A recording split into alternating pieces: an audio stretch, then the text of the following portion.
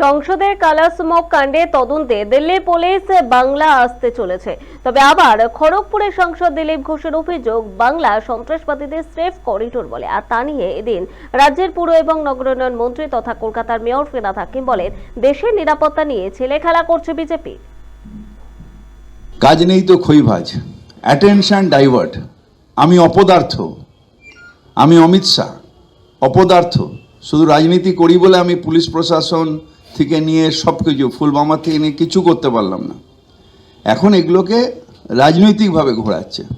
দেশের নিরাপত্তার সাথে ছেলে খেলা করছে বিজেপি, নিরাপত্তার সাথে ছেলে খেলা করছে, ডাইভার্ট করছে না। বাংলার কিছু হবে না।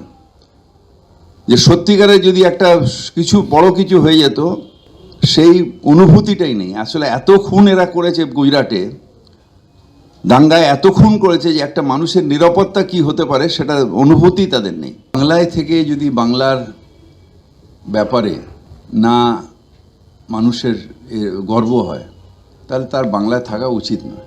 বাংলায় যখন আমেরিকান কাউন্সিলের ওপর অ্যাটাক হয়েছিল, তখনও আমরা বলিনি যে ওটা বাংলা হচ্ছে, আমরা অপোজিশনে ছিলাম, তখন আমি বলিনি যে বাংলা হচ্ছে টেরোরিস্টদের জায়গা। এইটা বিজেপি বাংলাকে বদনাম করার জন্য করছে।